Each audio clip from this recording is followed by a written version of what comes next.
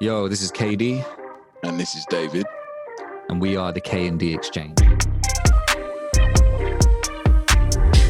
where we exchange music, and as a result, we exchange ideas, bridging the gap between old and new, with all original music produced by. Enjoy.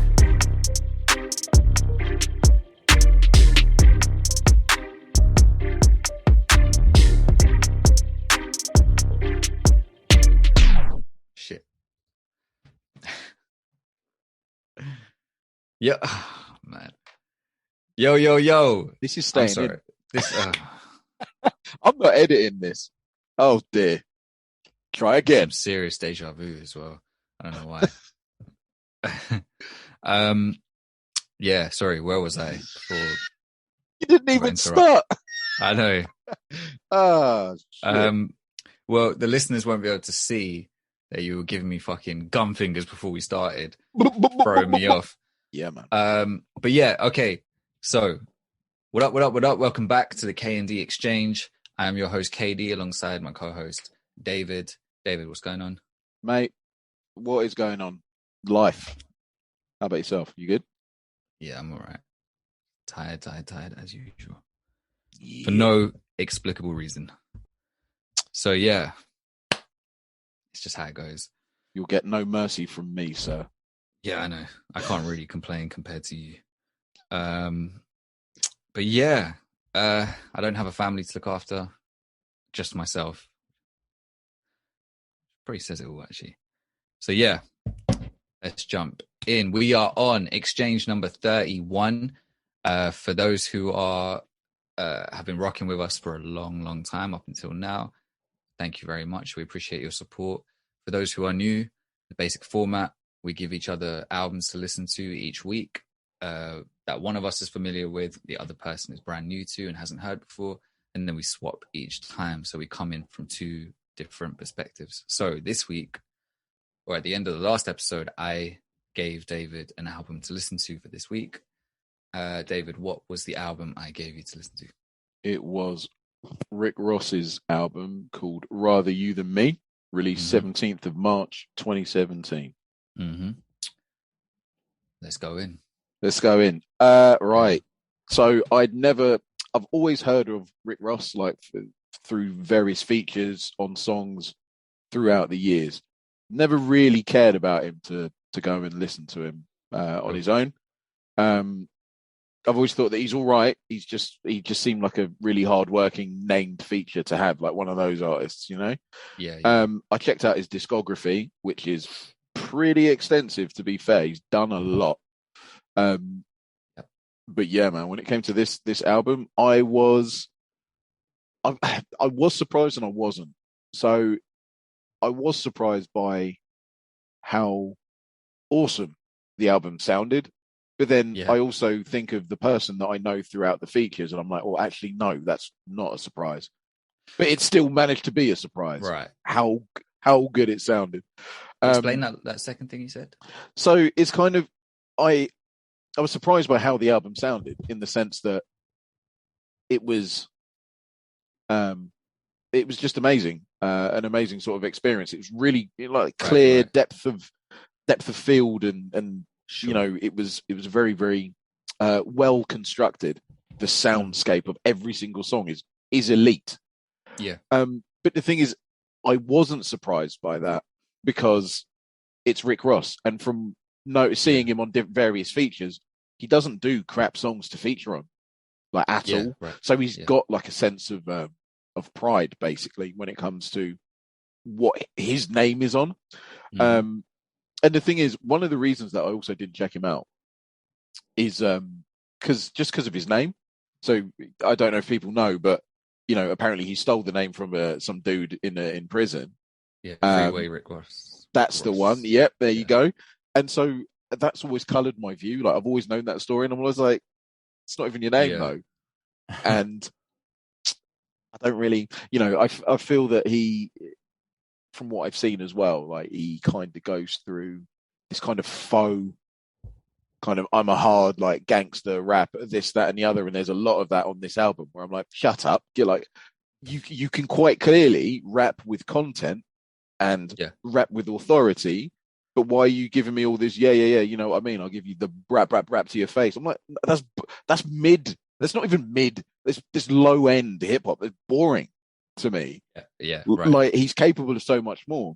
And this album, when I listen to it, you'll notice when I stop listening to the lyrics, because the album just descends for me, like, lyrically, because it's like, dude, you can't keep up your own kind of pace. The album starts at a breakneck speed when it comes to themes, name dropping, when it comes to subjects. It's almost overwhelming. Then you get to track 4 and it stops almost until it picks up towards the end. And so, yeah, man, this album was a journey. I've only listened to it. Well, actually, no, I've listened to it loads, because there's one song in particular, which is creme de la creme, chef's kiss. Unbelievable. Like, the more I hear it, the more I'm like, I love this song. But yeah, we'll get to it. All right, cool. A lot of preamble. Track number 1, Apple of My Eye, featuring Raphael Siddique, who released an album not too long ago, and everybody was like creaming their pants over it. Yeah, I think so. I think it was Raphael Siddique. It was only a couple of months ago, unless I'm living in a time warp. I know Raheem Devon put out an album. Recently. I get them two mixed up. Because maybe I've done the same. It could be, because I was thinking the Apollo Brown one. I was thinking, was that Raphael Siddique? I thought it was Raphael Siddique. Oh, okay. Maybe not. It could have been. I mean, it could have been. Well, I remember checking out an album and I was like, this guy is not even like it. He's fine, but he's boring. Anyway, Apple of My Eye. So I found that the music was lovely. Like, when you get sax, like, I'm in. Especially that kind of sax. Yeah. It sounds like an honest song, but like he's like flexing, but he's also coming from like a really sort of vulnerable yet honest place. But then there's that faux kind of gangster shit that he comes with, and it annoys me, because he says, like, I'd rather be a killer than a statistic. I'm like, you're a fat dude. The only thing you're killing is yourself with your like food choices, mate. You know, is this the song where he mentions having the seizures? I can't remember if this is the song or not. Do you know what? I can't remember, mate. There's a lot of content in this song, this album. Sorry, that I can't remember. There's one bit that, like, because he name drops loads, right? He said, "I told Meek I wouldn't trust Nicki. Instead of beefing with your dog, just give her some distance." I was like, "Yeah, what?" So Meek Mill and Nicki Minaj were a thing once upon a time. You didn't know this, dude? Do I follow these twats? I've got family to raise. I mean, you know about WAP and all that sort of shit that you also find inconsequential. I assumed you would know about this. Oh no, sorry, mate. Like WAP was you couldn't ignore it. That was more thrown in your face, I guess. Yeah, she was literally opening her legs in my face. Like, it was. No one could ignore it. But yeah, so Meek, look, because Nicki Minaj has been with, there was talk of her being with like Eminem, and so I don't got time to keep up to date with I think that was more of that was like a promo thing, or that was just a joke, because he featured on her album that came out that year. I think Meek and Nicki was man, that must have been a long time ago then. So what, 2016, 2015? Yeah, because when Drake and Meek Mill beefed, that was 2015 or 2016, and Drake said on his diss track, he said, "Is that a world tour or your girls tour?" Because he was referring to Nicki being way more successful than he is. Which, for you Drake stands out there, it's a little closeted misogynistic bar, because why does it matter if it's his girls tour or not? Why is that? The way he presents it is like it's a kind of something Meek should be ashamed of, that your girl is doing better than you. Why is that a problem? So what if it is his girls tour? Yeah, man. Mr. Nice Guy Drake, though. But yeah, anyways. Just as a quick aside before we move past it, fuck that guy. I hate him. What cancer is to the body is what Drake is to music. One of the biggest frauds in hip hop. No, sod him. But David, Drake stands for do right and kill everything. Okay, so what are you gonna say? Do right and kill everything. Yeah. Then he's a bigger see you next Tuesday than I thought he was. Coming back with the acronyms. Yeah, But mate. Yeah. Do you know what I mean? Yeah. No, Drake. No, I'm not turning this into. He's inconsequential. I genuinely wish him nothing but pain in his life. Anyway, or in his heart. Sorry. You're not just a side note. David's opinions don't necessarily align with mine, so don't come at me for this. Get at David though. Ready for that smoke. If you want to try and tell me that, like, you know, Drake is anything other than mid at best, I will take you on all day. I'll take anybody on. I got bars for days when it comes to that. Please at me. Please. If we're talking his latest music, then I will be jumping in to defend David as well. 100%. Earlier on in his career, he could. There was more leeway. There's more leeway. But as you establish yourself, nah, mate, I'm not having it. So yeah, please come at me. Back when Nicki and Meek were dating, during those times, I would have been, you know, I would have debated you heavy. Okay. But nowadays, I think I'm more aligned with you. So. Join the dark side. But anyway, look, I don't want to turn Meek and Nicki. But yeah, so they were together. Were a thing. Yeah, they were a thing. So I think, and I can't remember exactly what happened between them. I always forget that they were a thing. But something happened. I think I'm not sure exactly what Ross is referring to, because I think there was a slight. I remember hearing even before this album came out, I think that he was a bit weary of their relationship or something like that. And obviously Meek Mill is part of Rick Ross's label, right? Yeah. So they obviously have that tight relationship, and so was Wale. I'm not sure if he still is. I always thought he went his own way, but he might have gone his own way, because I don't see him jumping on their features and stuff much. Although I don't really hear about Maybach music that much anymore. But yeah. So that's that. I'm not sure what it was though. I'm not sure why he was warning Meek about Nicki. I'm not sure what the context about that was. I probably didn't care either. But... Yeah, I mean that was the thing. I was just like, oh, he's name dropping. I was like, oh, okay, that's cool. I like the fact that he says, "I want chicken at my funeral," which, like, it's sad, but also like, yeah, actually, it was a good point. Yeah.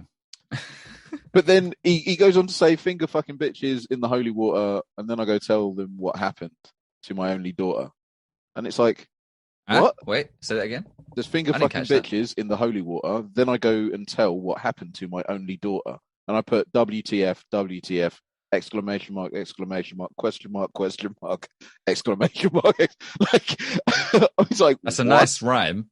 Holy water, only daughter. But yeah, it's what's in between that. So finger fucking women with the holy water. Holy water. In the holy water. Okay. Yeah. And then he goes and explains it to his only daughter. Then I go and tell what happened to my only daughter. Why? Great morals there, Rick Ross. So already, bro, I was like, you're meant to protect your kids against this kind of stuff. Like, even if your kid is 24, 25, they don't need to know what you get up to. Yeah, like, this is why, right? I got like Rick Ross has like questionable morals, like, and this is throughout this album. But this in particular, if you're gonna drop this on your first tune, you are off to a really tough start, bro. Like some really soulful shit like this as well. I know. Why did I never pick up on that bar? Actually, because there's some things that he says in his music that I do sometimes feel like, why? Actually, you know, when you talk about lack of morals, I don't know if you actually heard about the thing that he said like years ago, which really got him in a lot of trouble. Probably, I probably did hear it. Yeah, it was on a song called UEONO, I think, something like that. It was like it was spelled out an acronym, but it was meant to be like you ain't even know, right? But it's like it just looks cooler spelled out like that. And in the song, I think it's on that song, he says a lyric like, put something in her drink, she didn't even know it. Took her back to the room, something, she didn't even know it, or something like that. And we were like, everyone was like, what the fuck, yo? Yeah, man. And then, yeah, I remember this. Yeah, date rape.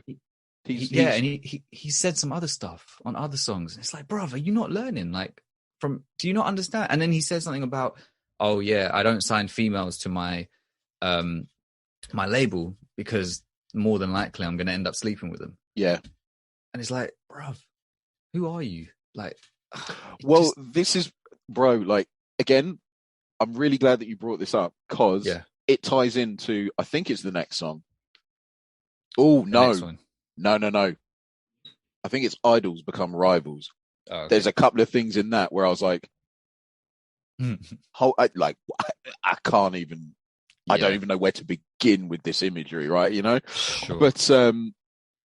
But yeah, when it comes to track number 2, Santorini, Greece, again, listen, I'll just say this at the top of the episode. Again, I'll reiterate, I'm not going to bring up the production anymore because basically the album is crystal clear, top drawer. It is top of the line production. Yeah, the beats are really, really good, even on the songs I don't like.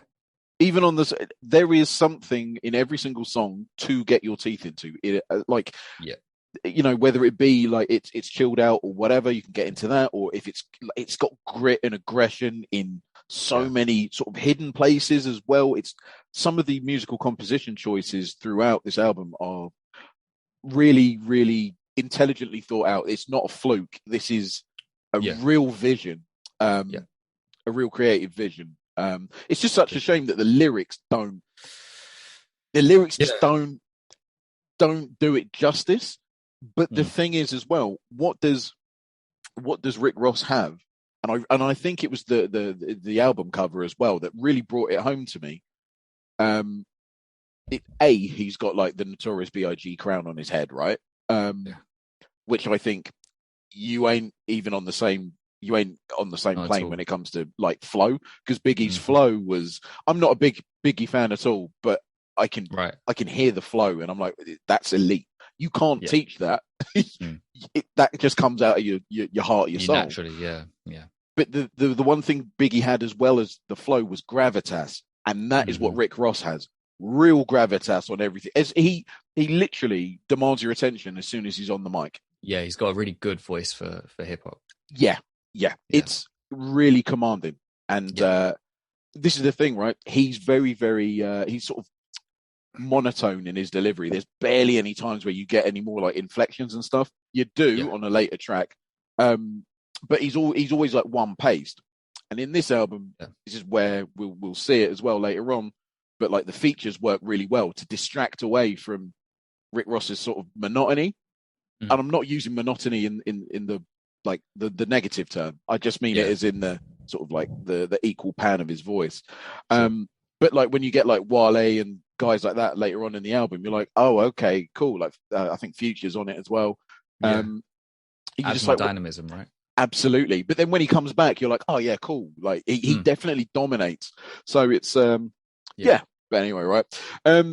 Track number 2. Santorini, Greece. Yeah, man. Like, so the feeling that I got, I didn't really pick out that many lyrics on this one. But it seems that he's got an issue with his looks. Like he seems really sort of low confidence and insecure about it. And then within this song, like he turns it into like rage, and then he brags about like, you know what I mean? Like he just brags about his life, like how dope it is and how much he's got, etc., etc. But there's quite a little vulnerability. I can't remember the line exactly, but I was like, you are a very insecure human being. I get that vibe too. Yeah. Big time. I think even sometimes in his interviews when he says certain things, it's always like it's one of those guys who hides under this boss persona. But sometimes when he says certain things, you think, well, if you were really that confident in it or you were really doing it right, then you wouldn't have to keep saying it to people. You wouldn't have to. He's one of those artists I'm not surprised when I see a headline saying, oh, Rick Ross says his new album is going to be a certified classic. I'm like, okay. I don't think anyone that says that their album's going to be a classic, it's not going to be. Yeah, it's genuine. If you have to keep throwing out bigging up your I get there's a difference between having pride in what you've made and being completely like falsely modest. And then there's also just talking shit because you feel like you need to big it up because you don't have the confidence in the project or whatever. You know, there's so many rappers, it cringes me out when they're like, oh, what can we expect from your new album? Oh, it's classic. It's classic. It's like, it's not even out yet. You haven't even seen what it's done to the culture. And of course you're going to say that. And what does classic even mean? Like, just... What does classic mean? Yeah, I mean, what does classic mean? Good, speaks of a time, speaks to future generations. You know, it transcends. It's an album that transcends the very genre that you're doing. That is a classic. Yeah, and it does. As I said, and it makes an impact, right? It makes a wave. See Exhibit A. You know, To Pimp a Butterfly. We always go back to it. I'll go back to Illmatic. You know, I would even put Add To's Jim Crow the Musical in there. I mean, I don't know if it's got the cultural clout. It's one of the best albums. That's one of the best hip hop albums of all time. Yeah, in my opinion. But for sure. I hope at some point in the future it will be looked back on. So do I. At least an underground classic. At least the very minimum. Oh, so do I. Classic. You know, at least we can hope for that sort of recognition, which I think it will.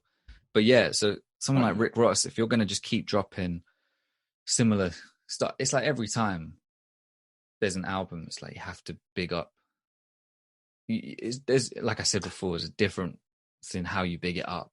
Yeah, have pride in your project, but it doesn't have. You don't have to go saying it's going to be a classic. It's going to be a classic. Well, you're setting yourself up for a fall. Yeah, because it's not going to be a classic. Like, you don't know. You don't know. Like, that's the thing. You don't go. I don't think Kendrick went in with the intent of making classics. I think he just went in with the intent of making the best project possible that he could make. Left it to time. Yeah. And left it to time, and then it happened. The classic status happened. There's so many great albums out there that I wouldn't say are classics in a bigger sense. Maybe in a colloquial, casual sense, I might be like, oh yeah, that one, classic, because I remember it in my childhood or something like that. Yeah, classic. But if we're talking big time discussion overall, and we're saying, okay, what's a certified classic album from this period or in this genre? Okay, yeah, these albums, great. But if you remove them, genre would stay the same, or this would stay the same. People might not miss them, for example. There you go. Yeah. Actually, maybe that's the best metric to measure a classic by, is if you remove the album from existence. Yeah. Does anything change? Are there any ripples in the water that don't get caused or anything like that? Maybe that's the best metric. Because I mean, we did discuss that, right, with Drake. Just as a side note, we discussed if he had any classic albums. Yeah. He has great albums, but you could take them out. I wonder if they would change anything. Although my opinion's kind of changed on that a little bit. But yeah, I think that could be a good benchmark. Yeah, definitely. I've never thought about it like that. But were you going to say something after? Yeah, sorry. Yeah, I was going to say, like, in the context of this album, like, this is absolutely not a classic. It's absolutely not. It's the thing is, it will age really, really well. It's not a classic though. Yeah.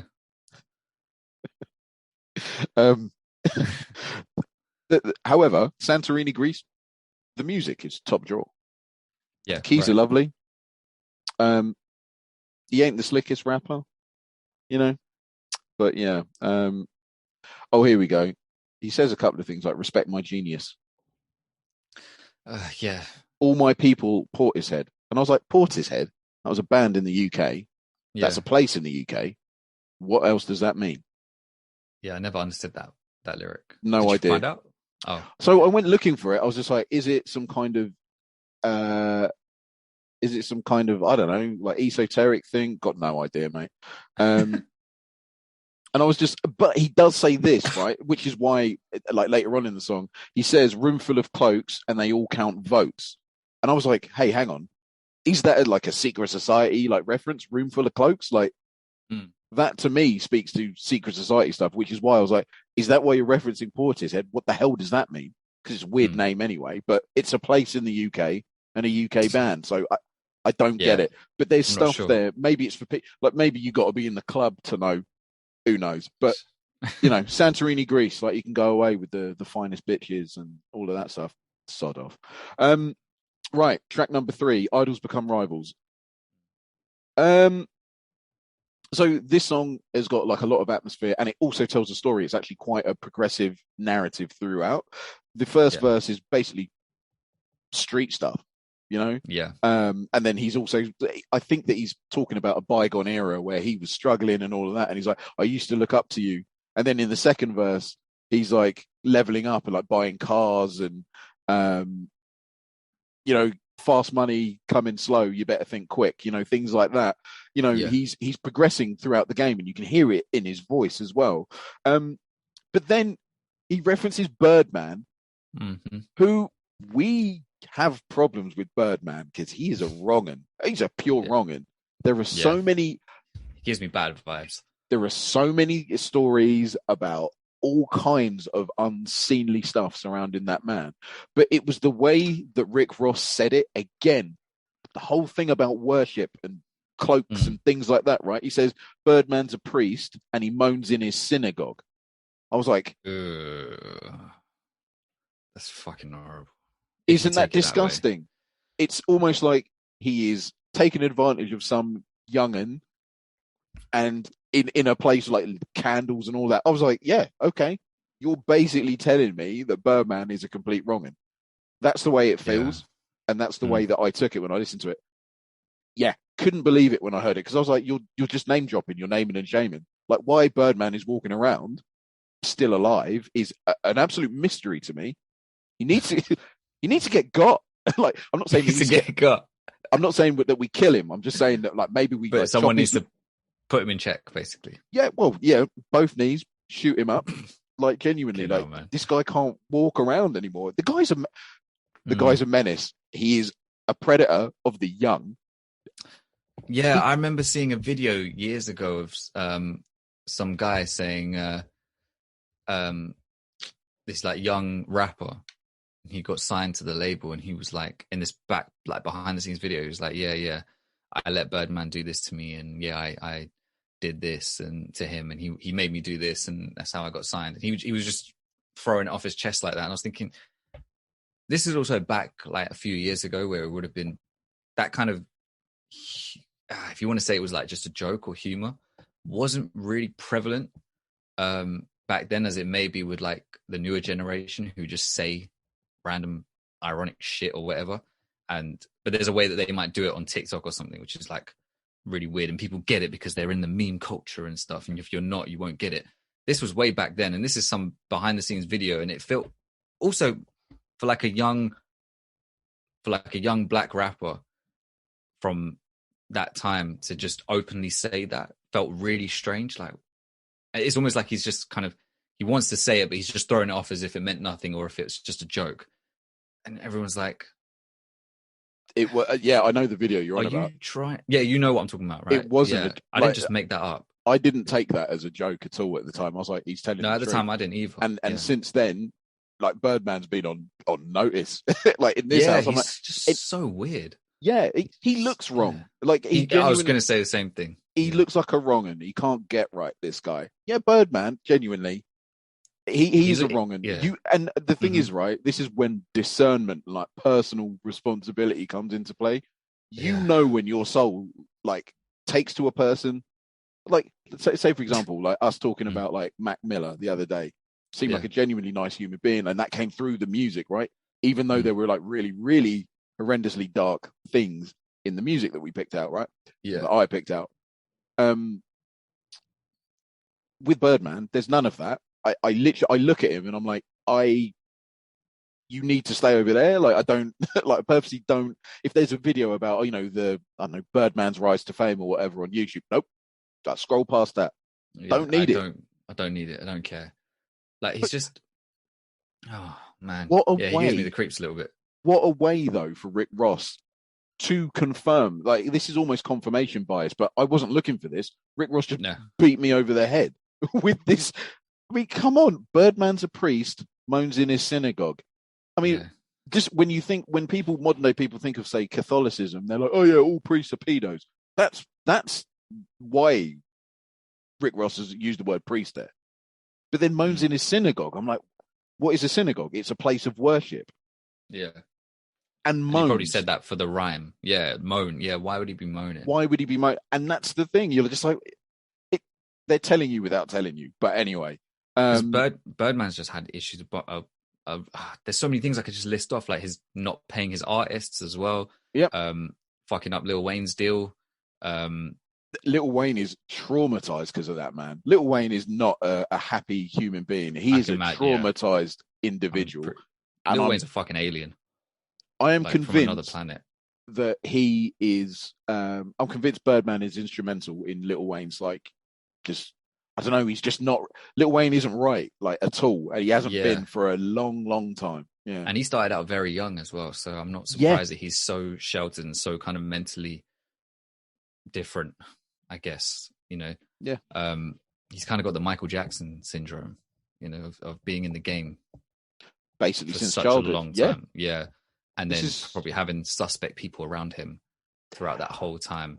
Because isn't there a story of like Lil Wayne was exposed to something like proper, like he mentioned it in an interview. I can't remember what it was.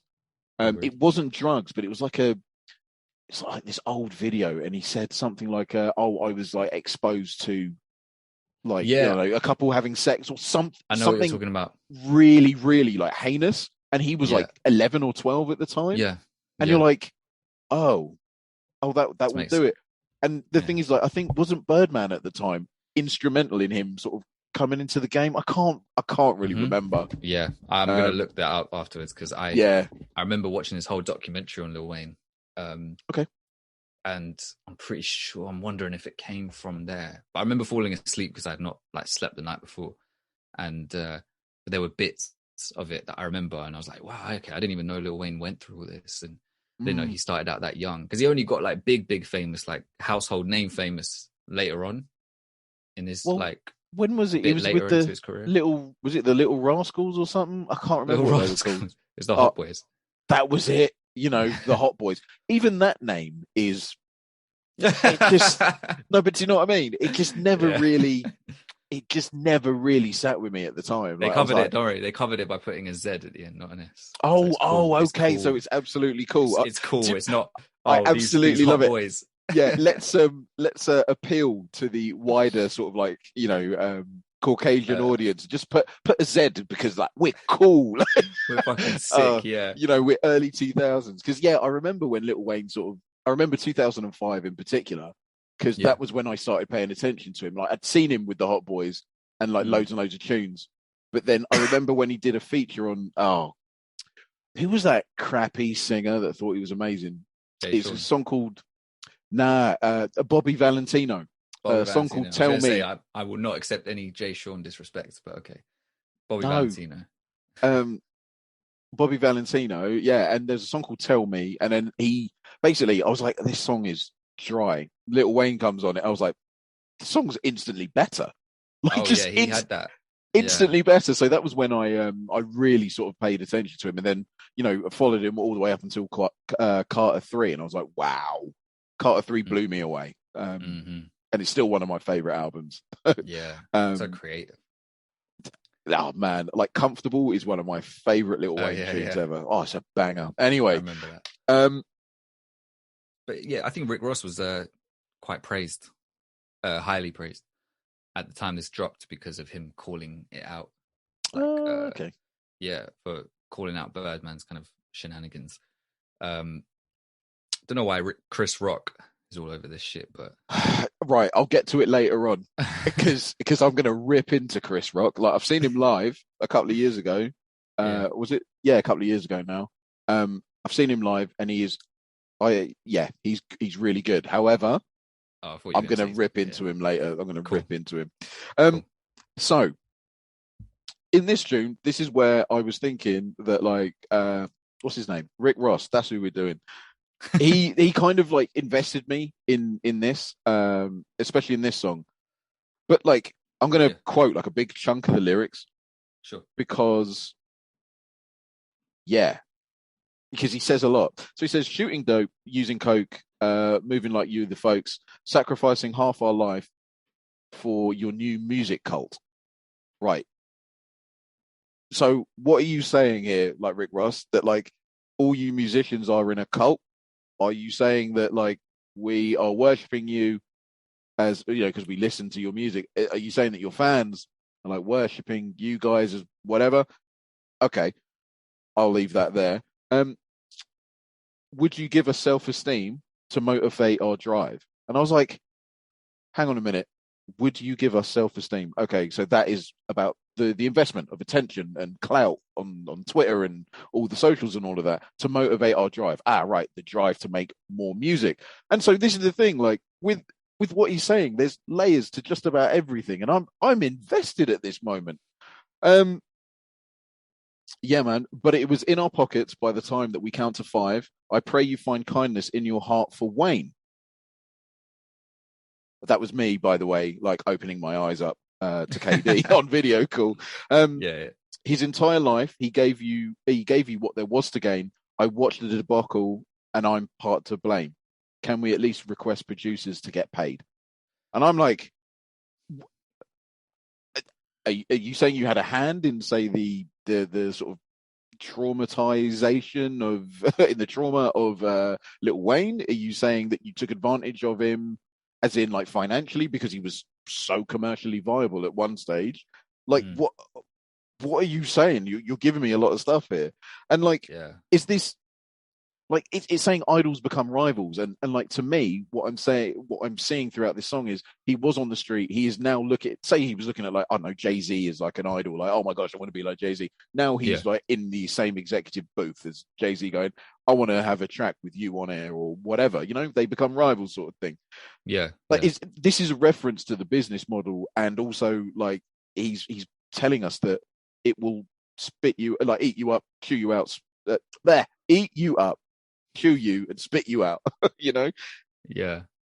And I don't know. Like, is Rick Ross like pissed off at the game? Like, is he wanting out at this point? Like, I don't know. I think it's for me, that when I first heard it, it felt more direct to Birdman, because I can see from coming up from this. Where's Florida? Miami? Is that the South? Seth. Yeah. Miami's. I thought Miami was west. No, never eat shredded wheat. Miami's west, Florida's south. But then I don't know. Is Miami the state? Florida's the state? No, Miami's the city. In Florida. In Florida. Florida's is it? South. Oh, mate, I don't know. Miami, Florida. People do say that, right? I'm going to Miami, Florida. Do you know what, mate? There's this. If only there was this handy tool that we could use. Oh, yeah. You know, if only I wasn't too lazy to actually use it. Do you know what I mean? No, but this is fun. Like, this is the thing, right? Like, just as a quick aside, like, this is the thing about like technology and stuff. It's kind of made us lazy in the sense that, like, oh, you know, I'll just Google the answer. It's like, nah, man, let's figure it out. Like, what happened to human endeavor here? I know, because I even then I'm doubting myself when I'm hearing Miami, Florida. I'm like, nah. Oh no, that does sound right. Up.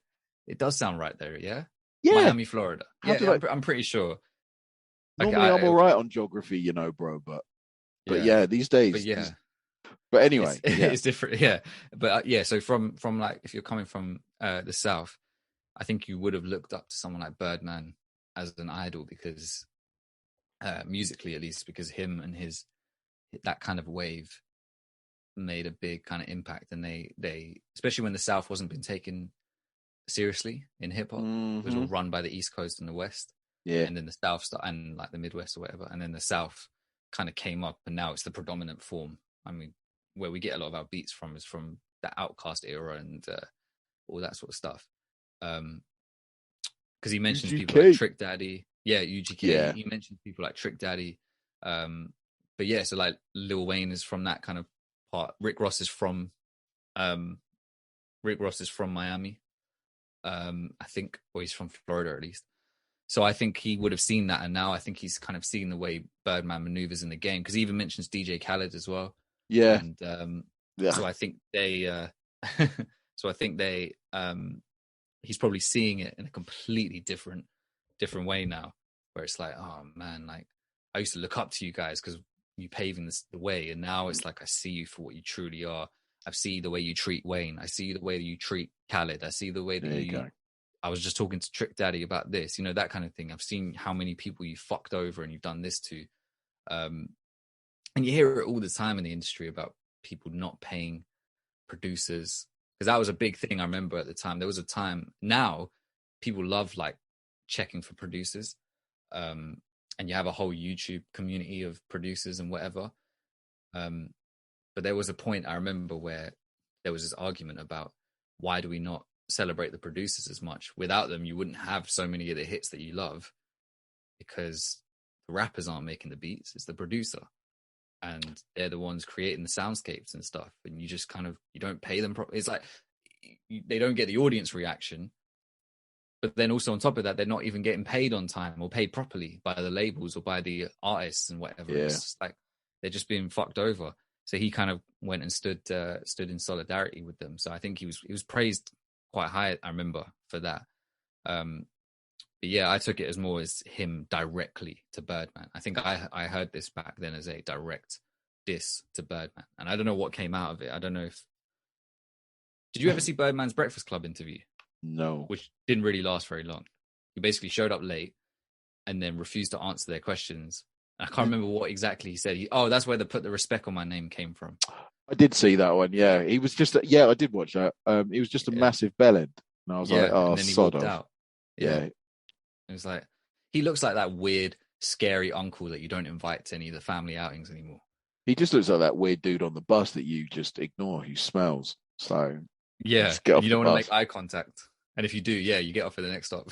Yeah, man. To be honest, I don't usually advocate violence towards people, but he's just a person that needs a good old beat down, because he's a wrongen. He is a wrongen.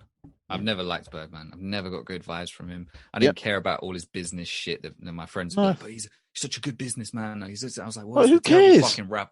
I don't give a shit. He's a terrible fucking rapper. Yeah. And and then as time went on, I realized all the other stuff about him. So I was like, bro, this is your guy. Like, no. It's like saying Bill Gates is the I don't know.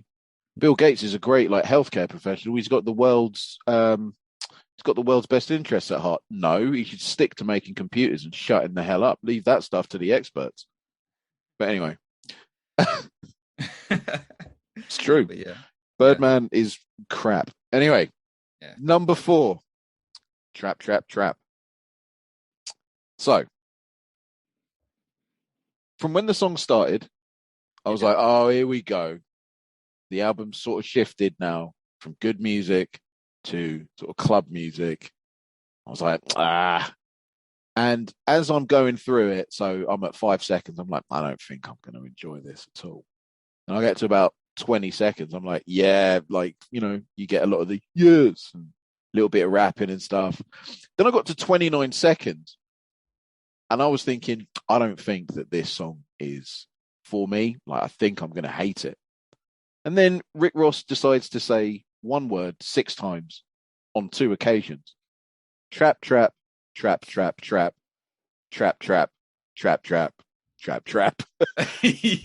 And then I'm in. I was gonna say. And then you were like, yeah, this shit is for me. Do you know what? I'm so glad you said that. I could not believe it. I was sitting there just like, I'm going to hate it. Went from hate to a love in a moment. It's one of my favorite songs on the album. 100%. I'm so glad you said that, because I thought I'm going to have to fight this battle with you if you want to dismiss this song. No. I couldn't believe it. And then now I wheeled it up about 5 times. I was like, I don't care that he's in a drop top with at the red light or whatever. I don't care that he's dropping his hood. I don't know what that means. All I know is it's trap music, and he's telling me it is. So this is the point where the lyrics just fade away from me. I'm like, nope, I'm just in vibes, right? Right. Young Thug sounds all right. Wale, it was nice to hear him again. I haven't listened to him for a long old time. I was big. Yeah. I was big on his on his music. This musically is depth. It's huge. Yeah. I really enjoy it. I always get the color red when I listen to it, but that's because of the suggestion being at the red light. It's really good at setting the tone. I get the kind of color of what you're wearing, which is that maroonish kind of red. But it's also on the cover, isn't it? That's probably where I get it from. Yeah. Which is weird, because I would have thought that the other songs embodied the theme of the album more. Yeah, this song is the one that gives me the color that's actually on the album cover. Yeah, Weird, I'm with you 100%. It's Yeah, man. Like, not much to say really lyrically. It's just a vibe, and I genuinely Mm. like.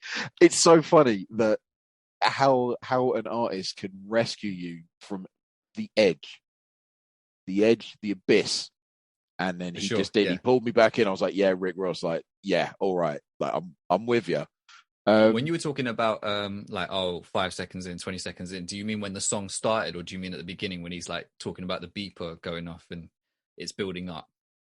Uh, well, because he says trap, trap, trap at like 29, 30 seconds. Oh, So, okay, right.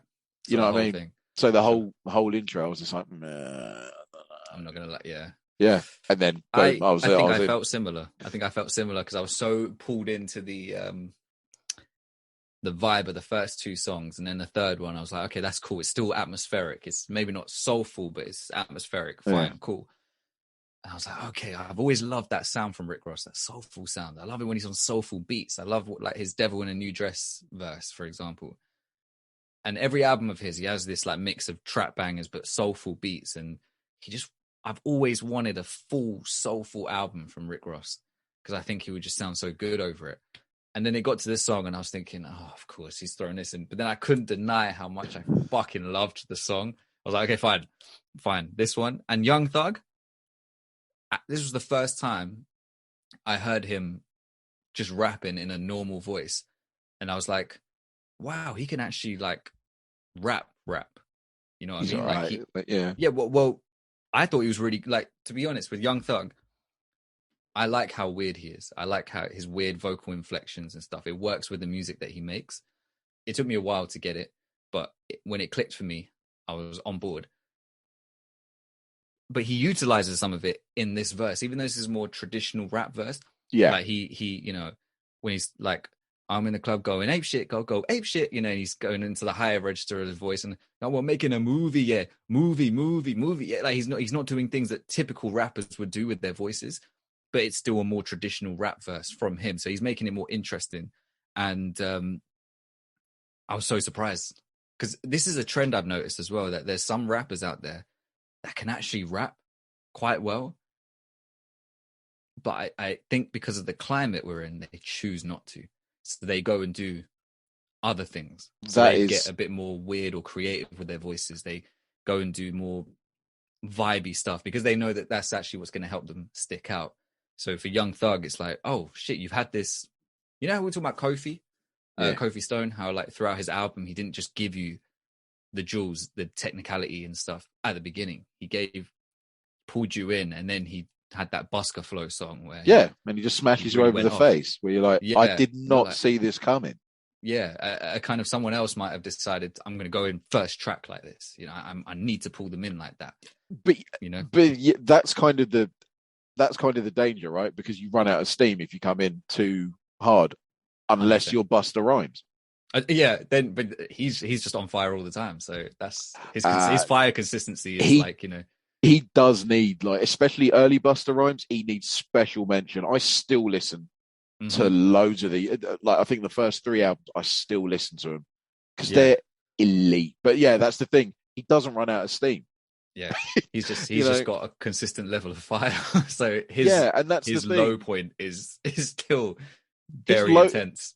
yeah, his lowest ebb is it's pretty high on some of these newer rappers like registers. Like Yeah, it's pretty amazing. Like just seeing the levels yeah, at the moment. But yeah. yeah, man, I'm not really, like, I didn't really know Young Thug at all. I was like, yeah, it's all right. Like it doesn't grab Well, me. that's the thing, Wale though right? does. Oh yeah, Wale, of course. But I mean, that's the thing. If you hadn't listened to much Young Thug before coming into this, Mm. I can imagine it kind of just being like, oh, who's this guy? Oh, okay, he's rapping well on the beat. That's cool. Yeah, But then I think if expand that out, if he came into the game like that, like if he came into hip hop just rapping like that, I feel like everyone else would have said the same thing, and he wouldn't have become who he is. That makes sense. Whereas when he came in, deciding to do something else, he kind of cut away from the rest of the crowd, which is it's interesting because if it was back in the 90s, he could have come in and cut through the noise potentially and been like someone people paid attention to. You know, he probably would have been on different beats and maybe different style. But what I mean is that, like, let's say back in the 90s, early 2000s, rappers can come in and rap, and that's what people would listen to you for. Yeah. It feels like a little bit recently or at this particular time, it's like you can rap really well, but then it's like, okay, is that going to actually cut through and get the attention? Because the attention's shifted now. Maybe I should come in and do some more vibey stuff. Maybe I should play with my voice, make it very unique. And that's what he's done. And then you never realize that some of these guys can actually rap. They're just choosing not to. Which is it's pathetic for me, I find. You really think so? The reason is, what are you really wanting to do? Just cut through the noise to make money, or for the art form? Like, who's the true artist, and who are the money makers, so to speak? There is nothing wrong with wanting to make money out of your art, right? Yeah. Fine, get yours. That's not what I'm saying. I am just saying though, going for like commercial or going for like the popular stuff, defeats the object. Oh yeah. Which is, I agree with you on that. The art form. Yeah. I agree with you on that. In David's world, like, you wouldn't be top of the food chain if you weren't a good rapper. Like, you wouldn't be doing numbers if you weren't good. Like, that's how it should work, but it doesn't. Yeah. So guys like Young Thug, like, who is surprising people, he can actually rap. That's very sad indictment on the current state of the hip hop world in general, for me, anyway. Yeah, well, that's the thing. That's why I find it interesting, because it's like people who can really rap but are choosing. What actually I find more, what I'm okay with Young Thug is that he came in and did something different, and it has positively, I think, affected the art form, because it's stretched the boundaries of it. It changed. We're not talking mumble rap stuff. We're talking him the same way when Lil Wayne came in, people used to praise his vocal elasticity. The fact that he'd make other rappers sound kind of boring when he would get on the track with them because of how he would sound. It's the same with Young Thug. I mean, Young Thug and Lil Wayne had loads of comparisons with each other, less on the lyrical side, more on the stylistic side, which I think is just as important, because it is music at the end of the day. You want to feel it, and you want to kind of take it as a whole. It's not all just lyrics, because the music could be terrible and you're just like, okay, this song's not very enjoyable. Do you know what? Someone's just banging you over the head with, these are my metaphors, these are my bars, man. The world's in a state of You could just be listening to it, but like, okay, but that fucking beat that you've got looping in the background sounds like dog shit, so I'm not going to come back and listen to this again. Defeats the purpose. Like, bruv, there's so many different elements to it. When it's someone who can really rap, but then they choose to jump on beats that are super commercial, and they dumb down their lyrics, then I fully agree with you, where it's like, come on, man, we know what you can do. We know you're purely doing this for the commercial gains or for the money or whatever. Do you know what I mean? Whereas, I quite like the idea of someone like Young Thug having this superpower in his arsenal where he can rap. He just chooses not to utilize it. He uses a different one. He uses his great ear for beats and melodies and all that sort of stuff, and kind of decides to come in and push things forward a little bit. Like, I can rap like everyone else, but maybe I'll come in and do something a little bit different actually instead. So I would personally praise him for that. But I get what you're saying about people who dumb down their abilities for the sake of getting money. We've seen it happen a lot. We've seen it happen a lot with a lot of artists. So, and it's very frustrating to see it happen. But it's just interesting. A lot of these guys, like apparently Designer. Do you remember him? The guy who made Panda? I can't hear you. Can you hear me now? I can now, yeah. Oh, that's weird. I couldn't hear that last thing you said, yeah. Yeah, I do remember, yeah. Yeah. So he there's this video that surfaced of him like rapping over a boom bap beat, I think. That someone found. And it was like someone put this list together of all these artists who are like we'd consider like SoundCloud rappers or mumble rappers or whatever. And there's these videos of them in the past where they're actually just like rap into a camera or something, or rap, or they've got like an underground music video before they were even known under a different name, and they can actually all spit, but they've chosen not to because it's just like everything else that was coming out at that time. So they decided to switch it up. And if anything, it kind of made me think a bit more like, it was kind of sad. Like, oh, okay, so that's not seen as attention worthy anymore. But two, it's like, okay, so these guys actively decided to switch up their art or their artistry. Okay, that's cool. You know, it kind of actually gave me a little bit of a different perspective on it, because we don't always want things to stay the same, I guess. But well, it is what it is. If things don't change, they stay the same. I mean, that's the beauty. That's the beauty of progression and time and I was going to think of another word and it's just escaped me. But yeah, evolution. There you go. Thank you. Thank you. Two halves of the same brain, I think we are. Yeah. Trap, banger. Oh, yeah. I mean, yeah. I mean, it was really easy to think of a top 5 in this album because I only like. Oh, that's a lie. I like 6 songs. All right, Dead Presidents. Production's big, but again, like Future and Jeezy and Yo Gotti are on it. I don't really care. It doesn't grab me. You know, it's kind of again with that faux kind of hard stuff. You know, that kind of you know, I don't care. Bro, you're telling me this is generic as fuck. This is where I thought, fuck's sake, Rick Ross, you were so on it for the first 4 songs. Yeah, you know, right. I said I wanted a full soulful album. Yeah, and I thought I'm gonna get it with this one. He's never really opened up an album with songs like Apple of My Eye, Santorini, Greece. Usually he comes in with those kind of harder hitting songs. Like, I feel like the first 4 songs are a great mix and balancing act of like the sounds that Ross kind of can utilize throughout his album. If he did that's a much better blend, because those songs flow together. They don't sound like they should belong together, but they flow nicely. Especially the first 3. I think that with the 4th one, it works because it's a banger, but it is like, well, hang on a minute, that is a bit left field. You get slapped. It's teetering on the edge, right? But the thing is, Dead Presidents, it would have fallen flat. So this is the thing, though. I'm sick of seeing Dead Presidents in like titles and stuff. Yeah, it's such a cliche. It's being used so much now. Sick film back in the day. Loved that film. You know, Jay-Z, Nas. That's the first time that I ever heard like about Dead Presidents with Nas and Whose World. Whose world is this? I'm out for presidents to represent me. Say what? I'm out for dead presidents to represent me. And then obviously you got Jay-Z with the song Dead Presidents. Like this, like immediately from the title, I was like, nah. Like, and I heard the song and I was like, no, let's skip that.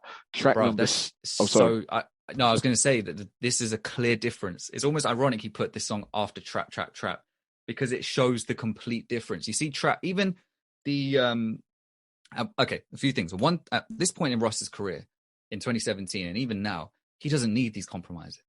He doesn't need these kind of songs, because it, like you said, that you'd heard Ross on like features and stuff coming in and whatever else. But I had listened to his albums before, right? Every time an album dropped, I would listen to it, pick out some songs that I liked, because I wasn't going in to listen to a whole body of work like that. If you hear songs of his like I'm Not a Star, MC Hammer, BMF, which were also all from the same album called Teflon Don, they were cool because it was the first time I'd heard that kind of sound. Play those back to back and then play Dead Presidents, it sounds the exact same. There's like a small, it's almost like in the session they've taken all the MIDI notes, just moved it down an octave, just so it sounds a little bit different. Even it's lazy. It's lazy. Even the feature list is generic compared to Trap. Trap is a banger. It's left field, but it's such a strong song. It's right? Like the Avengers A-team, isn't it? Almost. Yeah. It's like, you know, you got Captain America, Iron Man, and Thor, but then in this one, you've got flipping, I don't know, you got Black Widow, you've got Hawkeye, Wasp, and Hawkeye. Oh, Wasp. Yeah, some like, you know, so, you know what I mean? Wrong with them individually, but it's like coming together. These guys are going to be taking out like criminals and gangs and stuff, whereas the A-team Avengers are like taking on flipping Thanos and you know, Galactus and stuff. You know, yeah, exactly. But that's the thing. Like, look at the feature list on Trap. Young Thug and Wale, especially at that time, that was a weird pairing to go with Ross on a banger. You went into that thinking, what am I going to get out of this song? It was strong. It's a banger. Dead Presidents, Jeezy, Future, Yo Gotti, we've seen this a million fucking times. Yeah, Future's boring to me anyway. I'm not a fan of Future. at all. Future can be hit and miss, right? Very hit and miss. He has to be on the right with the right vibe, so you can just kind of tune him out and make him part of the music. Right? Oh, fair enough. This song, it's like as soon as I heard the beginning part, I was like, oh, this again. I thought we were going to get the soulful album. It's like, why did I put my faith in Ross to do this? Why did I think he would do it? I remember my reaction when I heard it. But yeah, that's an instant skip. I just wish it wasn't on the album. I don't want it as a bonus track. Get rid of it. Delete it. Should have just deleted it from the hard drive. 100%, man. Yeah, it's crap. The thing is, right, I hate the next song as well. Like, oh, yeah, I feel you. Because musically, it's actually not bad. Yeah, I was going to say the same thing. It picks up where the last song leaves off, like in sort of tone and pace. Yeah. And I'm like, it's all right. But then, like, I've got like a big FFS under this next lyric where it says, I just want to paint her face like it's Maybelline. And I was like, skip. Like, it just immediately, it's you know, I've even written, I had to skip this one because it's whack. Like, I cannot believe it. All right, I don't need to see it. But then, right, track 7, I like this one. This is one that I think is much better. 100%. The subject matter is meh. Because in the last one, you're saying, oh, yeah, she's on my dick. And then in this one, you're like, I think she likes me. Don't you think she liked you before she was on your... Anyway, like... Yeah, you should have taken out dead presidents and she on my dick, and this would have just flown in. Oh, this would have been a fresh take, right? Yeah. But coming off she on my dick, yeah, I get it. Oh, there's duality of whatever, but it doesn't hit the same way. Like, this has the atmospheric, vibey, even though it's a accessible beat, it's still very atmospheric. You can play it like on holiday or something, right? By the pool. It's got that kind of vibe. I wouldn't. Yeah, it's got that kind of vibe. That's what I mean musically, right? Yeah, I wouldn't play it. Yeah. The thing is, right? I know content-wise, maybe not, but like, well, depending on who you're with. But yeah, if I'm with the boys, then yeah, not a problem. Yeah, 100. Yeah, I don't mean with your kids. Yeah, could you imagine that? But no, hang on. Yeah. The music I vibe with though. But then it's another line. Like, this is just laziness. It's best, right? If her pussy dry, call her Beetlejuice. I was like, skip. That is whack. Like, I'm just not tolerating it. As soon as I got to that lyric, I was like, I don't care anymore. Do you want to explain the lyric? What? What's there to explain? It's shit. Fuck it. Right. Anyway, next one. Powers that be. For our listeners who might not be, well in tune. You don't need to get in tune. It's whack. Just skip it. Okay. Just skip that. Powers that be. Right. So this is where I was like, Chris Rock, just fuck off. Yeah, because he is out there on like all these rappers' albums, just sucking dick. Yeah. Oh, Rick Ross is the greatest MC ever. No, but you said that about Busta Rhymes a couple of years ago. Fuck off, Rick. Right. Yeah. So, and fuck off, Chris. Like, fuck off, the pair of you. Like, and also, like, there are better MCs than Rick Ross. Like, Nas is better, so fuck off. And then it's just more guns, more drugs, more street life. But it's okay. But I'm bored of this album at this point. I'm like, no. Right. And then Nas comes on the beat, and he just, as soon as he starts talking, I'm like, I am in. Yeah. Because Nas, he's obviously, he's one of the greatest. But the thing is, they were both saying a lot, but they didn't. It didn't amount to anything. I felt like I just left that song there. Sure. You know what I mean? It's I get that. It's a real shame because this is where the album is completely faltering for me. I'm like, it's almost like it's like Anthony Joshua the other day when he got punched in the eye. Like, he just didn't recover. Right.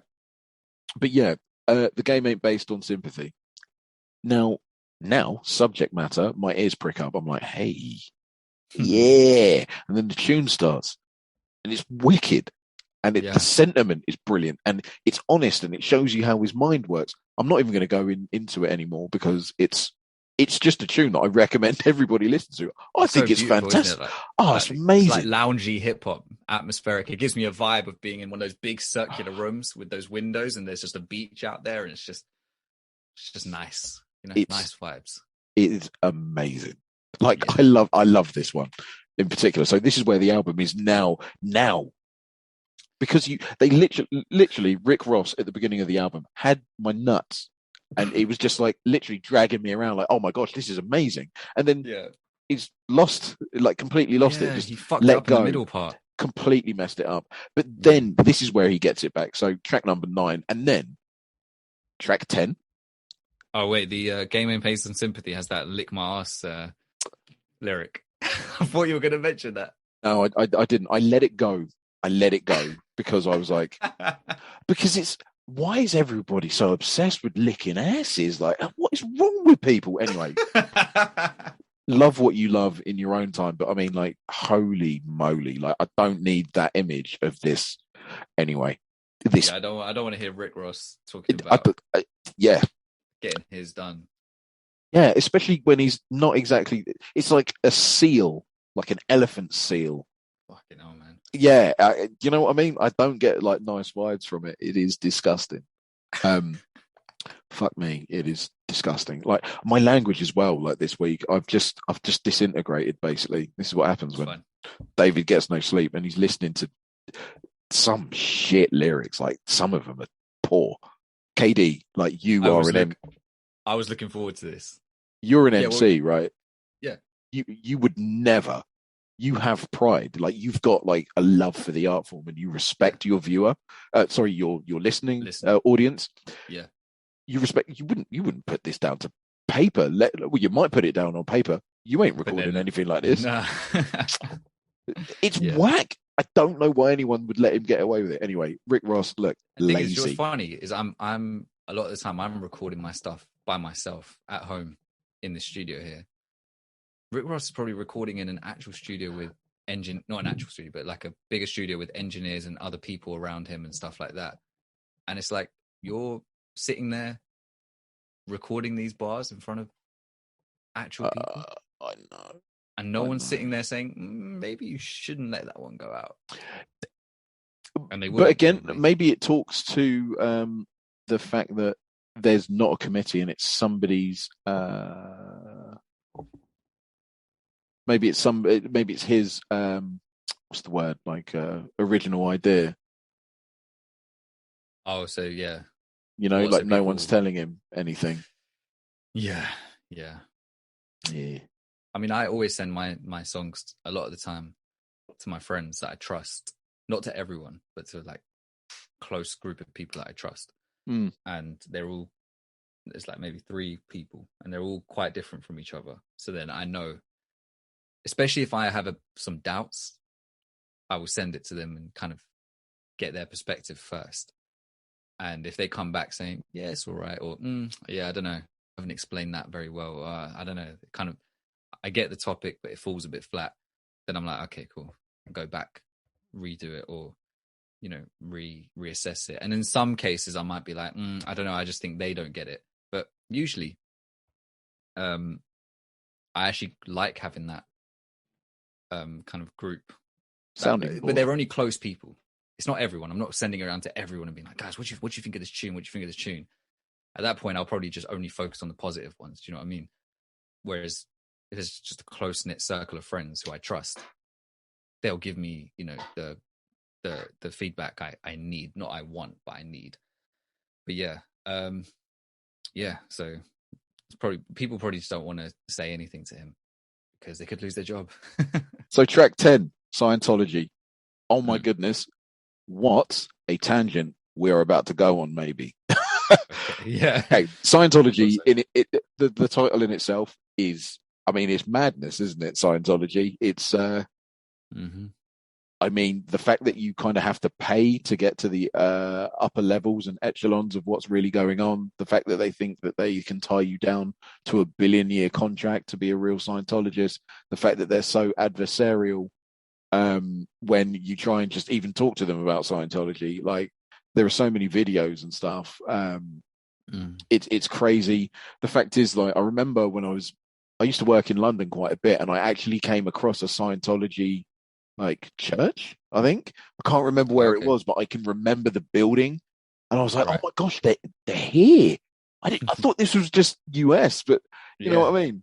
Crazy. I just got to say that this is one of my favorite. This might be my favorite song on the album. Okay, yeah. I think the bass line is amazing. I think that there's a lot of there is a lot of levels and layers to the composition of this one in particular, especially in the higher register. There's a lot of like high synths. There's a lot of things going on in the synths as well. The bass line is so low in the mix, and it's almost passive, but it just does enough to just keep ticking over. And the drums as well really do a good job of propelling the song forward. However, the themes this is where, like, thematically and musically, I find there's a tiny bit of a jarring sensation. When he says, "Welcome to the Scientology of hip hop, where you must sign a lifelong contract as well."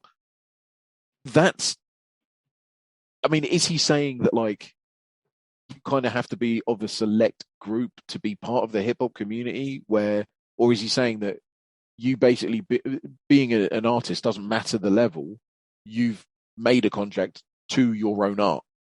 Like, I think that he's leaning towards the former, where you're kind of, you have to be of a certain stature to be in the club, in inverted commas. But I found that weird. It's funny. I wouldn't have heard it like that. I would have heard it. I may have heard it more towards the latter end of. So what was the lyric again? He said, "Welcome to the Scientology of hip hop, where you must sign a lifelong contract as well." Yeah. So that to me speaks to, like, almost like an elitism. Like, you've got to be a group, you're part of the group, sort of thing.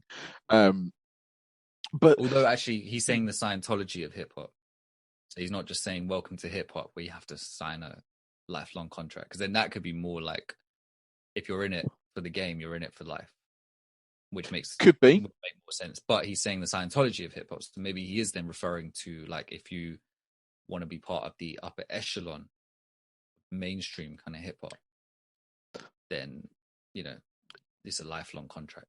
Because if you look at the leader of Scientology, his name is David Miscavige. This was one of my obsessions, like, a few years ago. Like, I was obsessed with finding out what happened, but it was only because there was an interview with Leah Remini. So she used to be on that show with that fat guy. Yeah, Queens. That's the one. Yeah, her. And she was on it talking about Scientology, and I was taken with that episode. It was fantastic.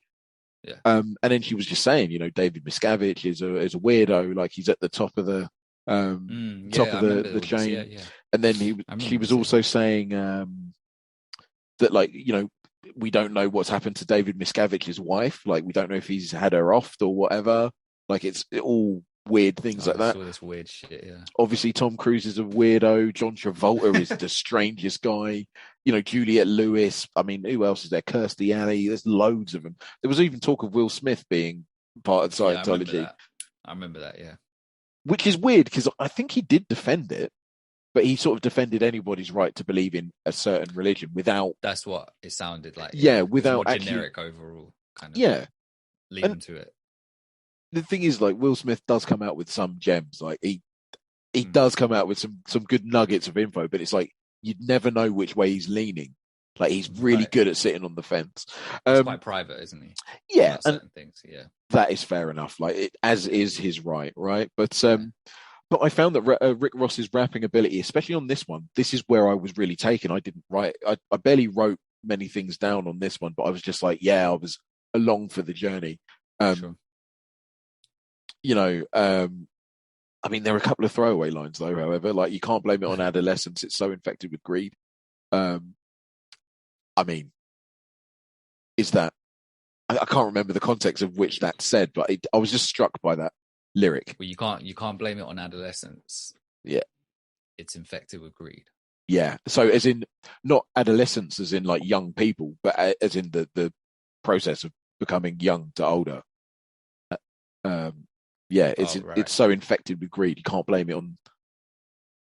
Can't blame people making silly mistakes and maybe signing their lives away in contracts like Lil Wayne because of how young they are. Because of how young they are and how infected with greed they are. Like, they don't really know the finer points of life, maybe. So is he saying that the greed is tied into the adolescence, or I think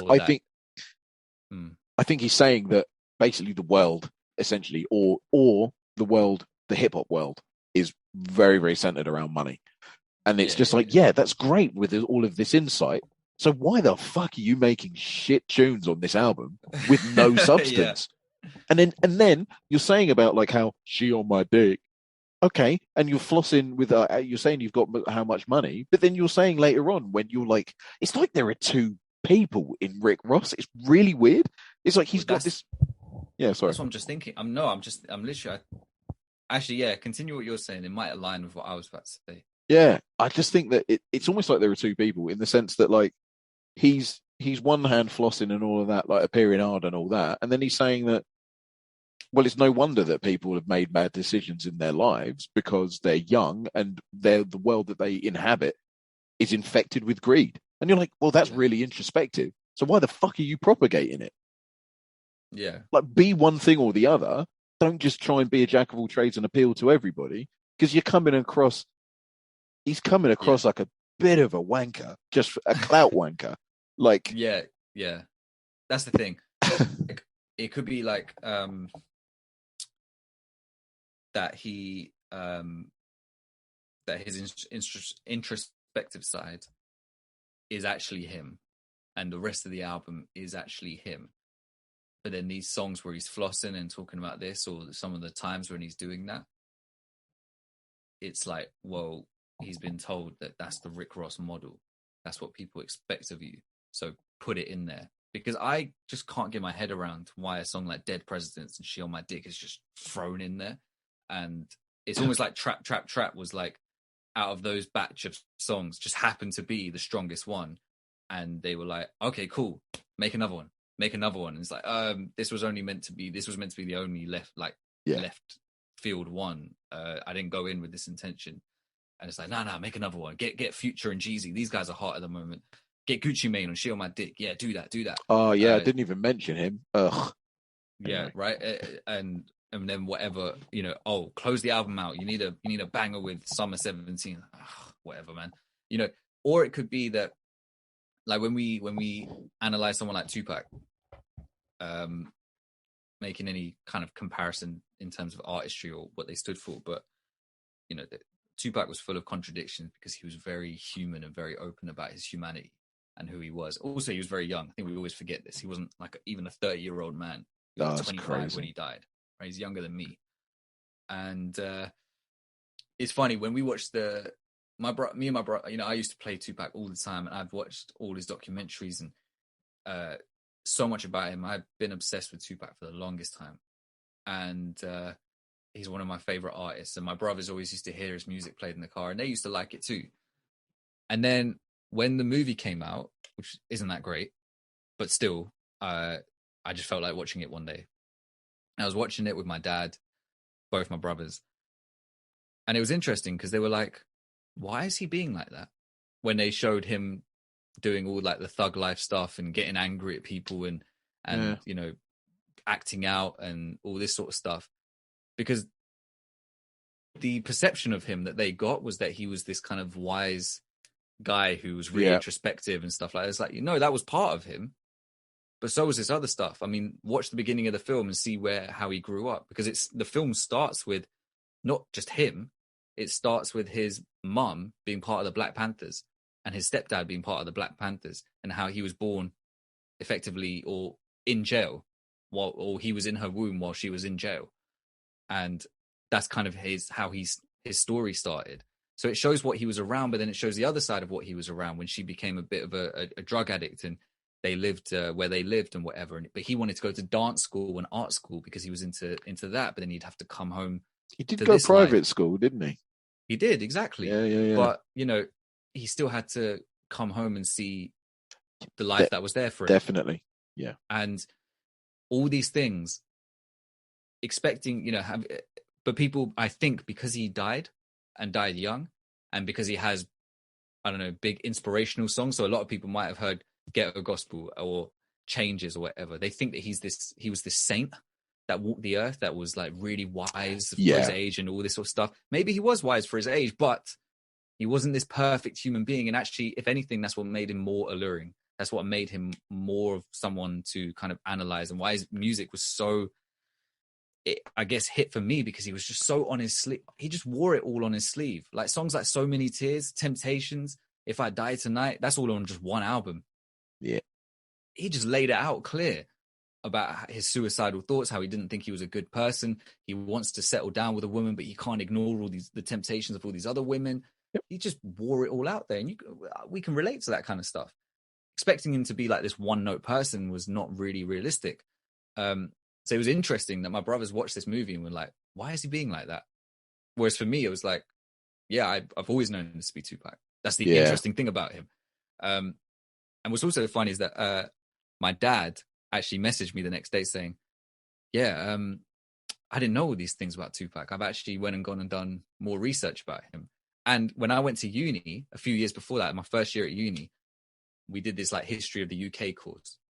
And then we had to talk about who our favorite historical person was from the 90s, no matter where in the world, didn't matter who it was. Yeah. And I chose Tupac.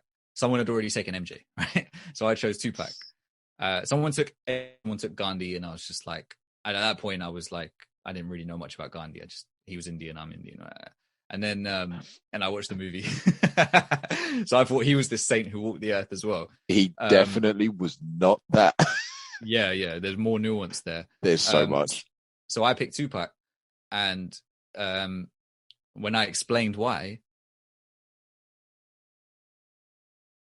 the lecturer and said, I didn't know all that stuff about Tupac. I've actually ended up spending the rest of the day like looking him up and researching him. I was like, what? It was almost the exact same response from two people in the same age category who aren't fully associated within hip hop when they hear about Tupac.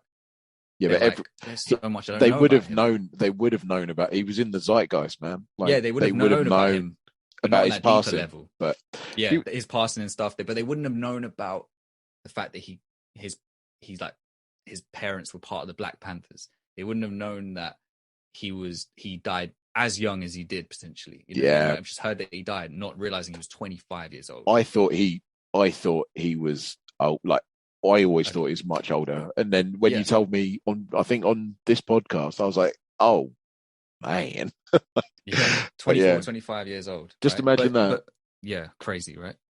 And whereas if he was around today still, I reckon people would be treating him like Kanye. Because he had loads of similarities to Kanye. Maybe Kanye's outstayed his welcome though, I think.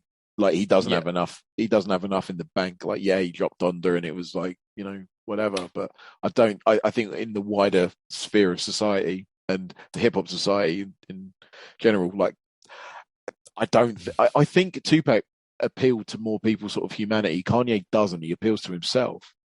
Yeah, well, he's starting to definitely. In his later part of his career, it definitely feels like that. It feels like you have to really cut through to see the humanity or see the intentions behind the stuff he does. Because with Tupac was extremely outspoken. People used to be like, "Why the fuck is this guy always talking about this and talking about that?" Back then, in the day, he had a big fashion thing. He had a big thing for movies as well. Yeah. He may have actually just gravitated out of hip hop and became a movie star like Will Smith. So. That could have easily happened too. I wonder what people would be saying about him if he was still alive. I think that, again, because he died, people have this overly positive representation of him. Yeah.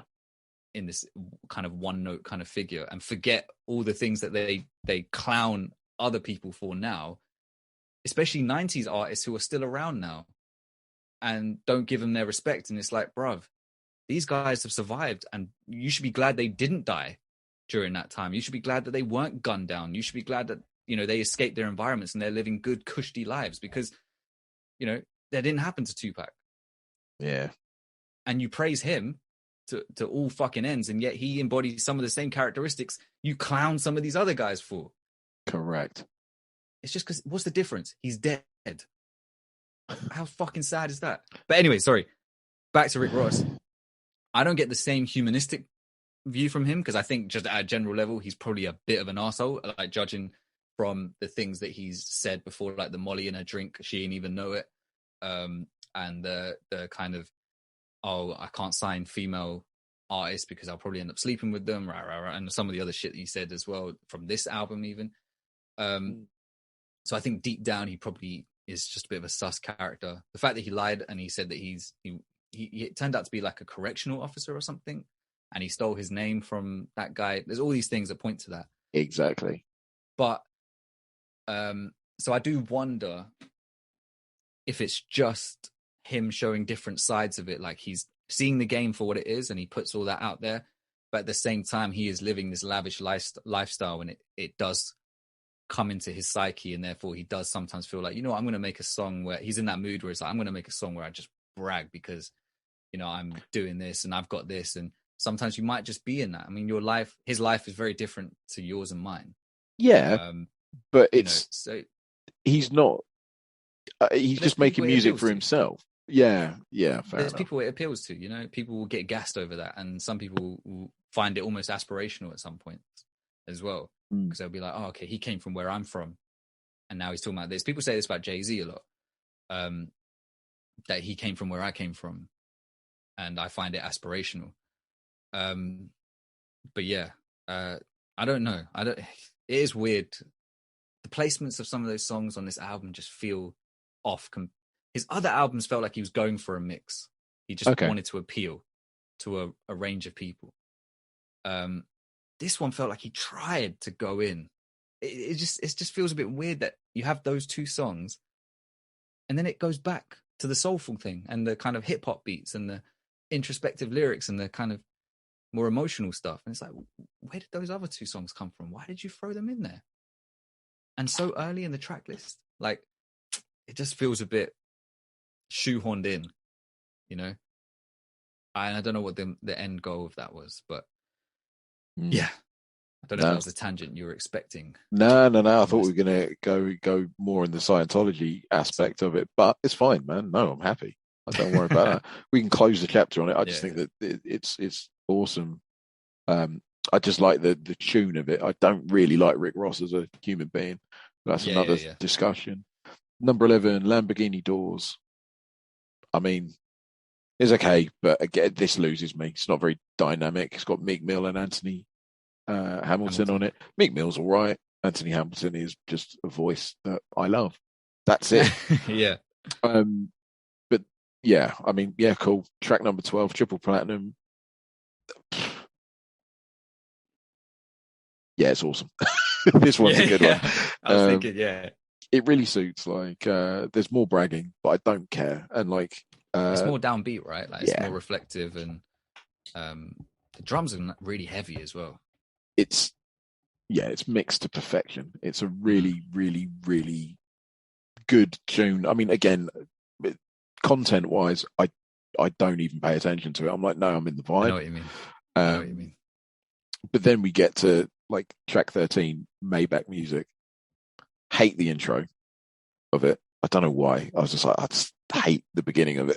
What's the beginning of it again? It's like, isn't it the two ladies talking like Maybach Music? That's the tag. So, yeah.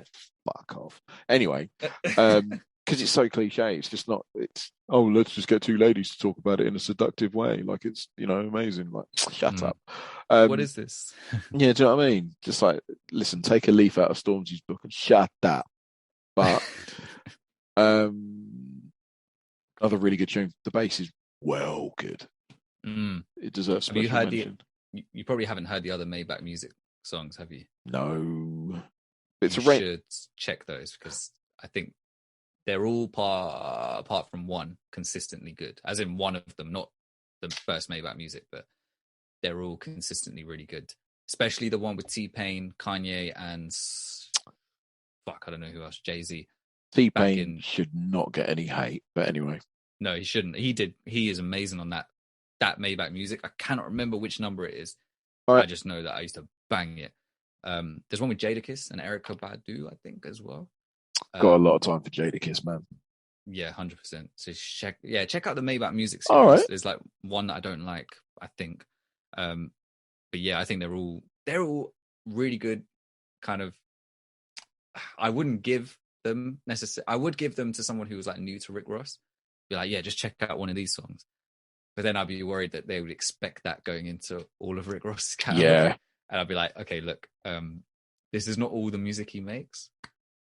You're going to have to kind of cherry pick and find more stuff like this. But there is more like it. But yeah, the album should have ended here. Yeah. I think. Agreed. It's a rainy day atmospheric song. It's really good, and I do enjoy it quite a lot.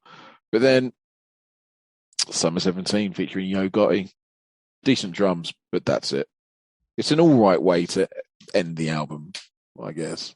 It's okay. Yeah, do you know what I mean? Okay. It's literally okay. I don't even like the hook. Like, I did this Summer 17. It sounds like he's like trying to cram those words into the hook as well. And I'm just like, just end it at the Maybach music song, man. Yeah. Like, you could have got this at, how many tracks is it? 14? Take away 3 of them, you get a solid, or 3 or 4 songs, you get a solid 10, 11 song album. You would have been good. You'd have been really good. You don't need all that other shit. Trap would have been the banger to pull people in. You've got the Meek Mill feature. If we're talking about his current fan base, like judging from when I went to uni, people who used to love Rick Ross and MMG and his group and all that, you would have pulled in people with Trap, Meek Mill thing, the Maybach Music 5. People would have seen that track list and been like, oh, okay. I mean, and they would have heard your other albums. They would have been following your music and been like, yeah, I'm going to check this out because I like Rick Ross. You don't need Dead Presidents. You don't need She on My Dick. You don't need Summer 17. Yeah. I just don't get Dead Presidents. Like, how do you not feel weird making the same song fucking 11 times or however many times, like 4 or 5 times? Ugh. Just honestly, like, oh, nah, yeah. It should have ended at track 13. But yeah. I'm with you. I mean, I'll do top 5. I mean, for me, it's pretty simple. I mean, it's going to be Santorini, Greece, Idols Become Rivals, Trap. Yeah. Game Ain't Based on Sympathy, and Scientology. Yeah. I mean, it was easy. This should have been a 10-song album, and it would have been better. The thing is, Rick Ross is my brother. So before I listened to the album, I said, "What's your thoughts on Rick Ross?" And he said he leans too hard on the gangster stuff and leans too hard on the Playboy lifestyle, and it's disingenuous. And after hearing this, I am no closer to understanding like who Rick Ross really is. Like, do you know what I mean? Like, he hides in plain sight. There are a couple of bits of introspection that's really, really good. The album as a whole is, I mean, it's a bit of a mess. It's not really that great an album.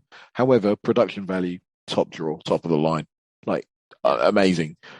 If so it's literally a 9 out of 10 when it comes to production. But as an album, I mean, boy, this gets a 6. I knew it. That's the number I had in my head. Yeah, it gets a 6. It's not a. The thing is, it has potential somewhere else. Oh my goodness me! It's got so much potential. It literally had me in the first 4 songs. I was like, this. If he carries on this kind of pace with these features, this album's going to be certified gold. And it falls away after that. You get 2 more tunes in the rest of the album. So, you know what I mean? 6 out of 14 songs? Wait, 6 out of 14 songs. 48% or 47% like now, mate. So yeah, you get more of a 5 out of 10. Yeah, actually, you get 5 out of 10. There you go. Nah, it's 6 out of 10 because like when the high points are high, they're very high. Yeah, there's that as well. Yeah, really, I did enjoy listening to it in parts, but then I mean, like if you're going to ask me to, would I re-listen or recommend this album? Hell no, but I will recommend the hell out of some of the tracks on it. Yeah, you're right. Yeah, man, cool. That was fun. Yeah. Next. So what have you got? Cypress Hill for you, mate. Temples of Boom. Nice. Cool. Yeah. I keep trying to get into Cypress Hill. Like, as in, I like them, but every time I listen to their first album, I tune out after like the first couple songs. I don't know if I'm just not been in the right environment to listen, or it just sounds a bit dated to me now. Even though I like that old school hip hop, it just for some reason it's just their music doesn't hit. But then I hear certain songs of theirs, and I'm like, oh, this is so. It's got like a harder, darker sound, and I'm like, yeah, this hits. So, what do you know what number this is, like in their discography or thereabouts? I want to say it's 3. Third album. I want to say. Do you know what? I will use the internet for that. Cypress. The first one had this like split in half cover. The second one has this like leading up a hill. It looks like quite dark. So the first one is Black Sunday. No, tell a lie. The first one is Cypress Hill. The second one is Black Sunday. Third one is Temples of Boom. So I was right. Nice. Cool. Yeah, I mean, didn't really like the first album. Black Sunday's got some awesome songs. I think that's got A to the K on there, and it's one of mine. Yeah. Maybe that's A to the motherfucking K, homeboy. A to the motherfucking K. Like, I love that song. It's so stupid. It's interesting. You know, we were talking before about artists not using their rapping skills and doing something else. That's actually what Be Real said about his own like vocal style. He's like, I don't actually sound like this, but I used to rap in my normal voice, and then he did the high pitch thing to get noticed. Yeah. And to sound different. Although back then that was their kind of MO, was how do we sound different? How do we totally stand out? Which I think the beats, that innovation. But bro, the beats were way different. They were, a lot of them were darker. A lot of them were like more inspired by sort of like haunted house kind of stuff. And, but then also they were quite innovative. There's one song on Temples of Boom in particular that the first time I heard it, it's never come out of my hip hop playlist. Never. And will never. I love it that much. Right. Like they've got real, my love for them is more like in the music as opposed to the rapping ability. I'd be really, really, keen to hear what you think about it. I'm looking forward to listening to it. Yeah, man. You'll enjoy it. All right. Sick. So, all right. Do your thing. Thank you, dear listener. Thank you. Yeah, man, if you are still with us, thank you very much. And like blessings to you and all the people that you care about, man. You know, we're always on the socials. Me less so these days because I'm just too busy. But hit us up every now and again. You know what I mean? Your support is most welcome. And we will catch you on episode. Oh my goodness, it'll be 32, won't it? Next week. 32. Can you believe it? So, by the way, we need to make special mention that today is our 40th album review. 40. Shit. Yeah, because we used to double up on albums back in the day. So, yeah. Oh, yeah. Number 40 is today. Well, damn. Well. Your boy's getting old, long in the tooth. 40, I think that's a significant amount of albums, but yeah. Yeah, we've listened to a lot of new music this year. I mean, if I do you know what? I'm glad that this podcast exists because I've listened to so many gems. I've listened to some crap, but it's, you know what I mean? Same to you. You've listened to some crap. That you... And, you know, anyway, let's see if you make more of an effort to vibe with this album than you did more the of last. An effort. Hey, man, because guess I tried what? With the last one. Guess what? Lyrics are part of the whole experience. But anyway. Oh, I know that. I'm a hip hop head, bruv. I know that. I don't think you do. But we're talking about another genre of music. So what? That's not an excuse. It's still music. Like, don't even give me that. I explained it. I explained it. It was harder to latch on because I didn't give a shit about the rest of it. Because it's a shame. It's a shame that people like to limit themselves. But anyway, it's fine. The whole premise of this show is to expand minds and you know. And to explain to people that, you know, they shouldn't be so narrow. They shouldn't be narrow in their view. I didn't choose not to vibe, but it is what it is. Yeah. David's still salty since Skin Dread. Nah, not salty at all. I totally get that. No, I totally get that. Yeah, yes. You have actually changed your thing on that. But then... Yeah. But then, like, no, I'm not letting Audio Slave go. There were too many musical bits of genius you let slide. I can't believe it. But you know, my mate messaged me the other day and was like, "Oh, I saw you were listening to Chris Cornell on Spotify the other day. One of my favorite vocalists." I was like, bro, just delete my number, man. He's one of the best vocalists that's ever done it. And like, unfortunately, you wouldn't have a frame of reference to understand that. No, because when it comes to like rock vocalists and stuff, like you don't really go for that. But whereas I actually think that like take Chris Cornell out of rock, like I still think he's got one of the most fantastical voices ever. Like it's unbelievable. It's not even human in some bits. Like genuinely, like how is he hitting those notes? Anyway, he has a great voice. It's just the style. Yeah. And do you know what? Do you know what it is as well? Like a lot of it is zeitgeist. Like at the time, there was a hell of a lot of music that was coming out like in the rock genre. There was a lot for you to sort of get your teeth into. So if you weren't into Audioslave, you would definitely have been into, I don't know, someone like Limp Bizkit or Linkin Park or the System of a Down if you're crazy, you know. There was a hell of a lot of like innovative music at the time, and like the Mars Volta and stuff. I might give you the Mars Volta because I'm still not convinced I know what's going on with that band. But yeah. Anyway, that's another tangent at the end. We're going to get out of here, guys. And thank you so much. And peace. And I think we nailed that one.